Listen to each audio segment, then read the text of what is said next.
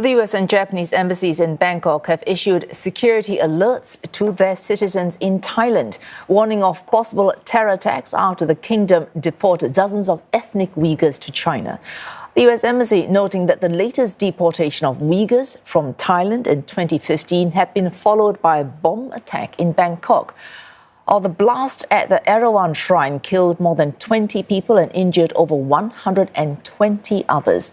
Thai authorities at the time concluded the attack was linked to their crackdown on a human trafficking ring, without specifically linking the group to the Uyghurs. 2 ethnic Uyghur men were arrested in connection with that incident, and their trial is proceeding despite repeated delays. The Thai government has suffered intense criticism from around the world for handing over at least 40 Uyghurs back to China. After more than a decade in detention, the men were flown to China's Xinjiang region yesterday. Beijing is accused of committing human rights abuses, including the incarceration of around 1 million Uyghurs and other Muslim minorities. It denies those allegations. Staying on Thailand, it has played host to China and Myanmar for talks to develop long-term strategies to combat cross-border crime, and that includes scams and call center gangs. Thailand's foreign minister emphasizing collaboration to enhance security in the region.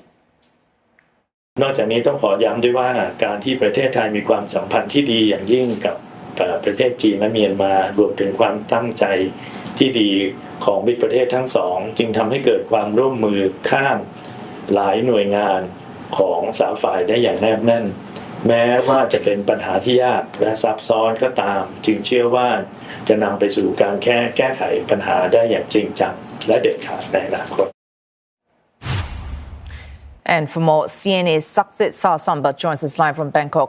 Saksith, we just heard from Thailand's foreign minister there. He's saying what is happening now will lead to a serious and decisive resolution in the future. So more recently, we've seen a tighter crackdown on these scam centers. But this is longer-term strategy. What else did they reveal to lead to this more serious and decisive resolution in the future? Yes, indeed. So basically, this trilateral meeting between Thailand, China and Myanmar is a reaffirmation of the ongoing crackdown against scam centers that are located in the borderlands between Thailand and Myanmar and that have ensnared thousands of people forced to work in these scam centers. There is going to be more law enforcement corporations, quote, within the existing mechanism. So basically swatting down rumors that the Chinese might have set up a police station in Thailand. Now, that is not going to happen. And more importantly, it's about those people that have been rounded up, that have been detained, those scam center workers, whether victims or perpetrators that want to go home.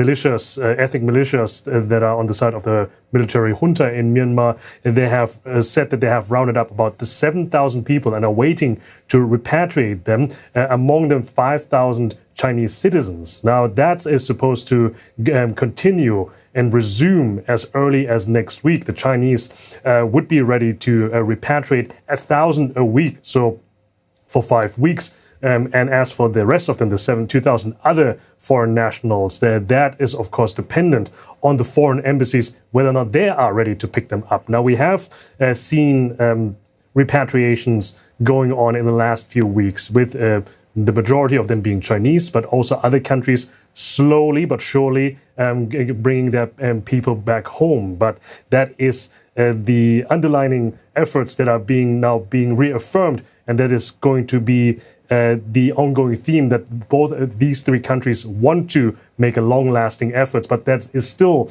the question whether this will be a long-lasting effort, because these scam centers have been in the border regions for quite some time now, and there are many observers also asking themselves, why are they cracking on them just now? All right, Saksith, bring you to another story from Thailand, one of our headline stories. So security alerts issued by some embassies, including the US Embassy, over Uyghur deportations. Now, we spoke to you about this. just last night, in fact, and you were saying they happened in the very early hours of Thursday. So accusations at that point of why are these deportations so very secretive? And the link with 2015, that deportation then, and the deadly blast at the shrine that followed in August, also in 2015. So suggestions that there might be reason to take more care for security. How serious are these warnings from these embassies? Now, look, these embassies are not making these security warnings very lightly. So there is reasons, there is apparently some intelligence, some analysis on their respective embassies of the United States and Japan, I might add as well, that they see that there is a correlation between the forced deportation of Uyghurs back to China, and that could raise the risk of a retaliatory bomb attack here. That happened, as you mentioned, exactly a decade ago. That has killed 20 people. The majority of them, mainland Chinese tourists, I might add as well. But that there is no, at least from the Thai government side, there is no warning yet, and there's also no reaction to this whatsoever. Now, but we have to keep in mind that this case from the 2015 bombing, that is still ongoing. The defense lawyer of these two suspects, of these two Uyghur suspects, expect that it will conclude sometime later this year, but overall, it has also been a very shambolic investigation and trial. I remember very distinctively that the police has rewarded the award money to themselves for bringing these suspects. The suspects themselves also have made a confession, but then was retracted because it was made under duress. That's what they are saying.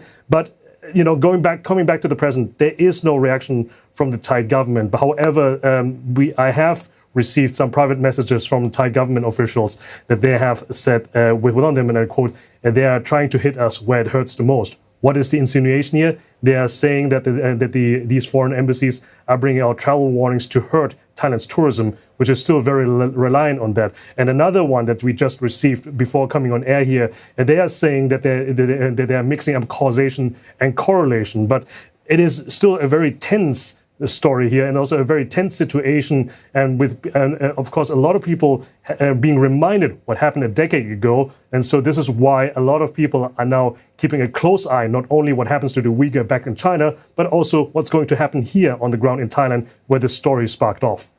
All right, that's a Saksith Saiyasombut in Bangkok, that weighing up security alerts issued from the US and Japanese embassies. This follows, of course, the early morning deportation of just over 40 ethnic Uyghurs from Thailand back to China. Thanks for that, Saksith Saiyasombut.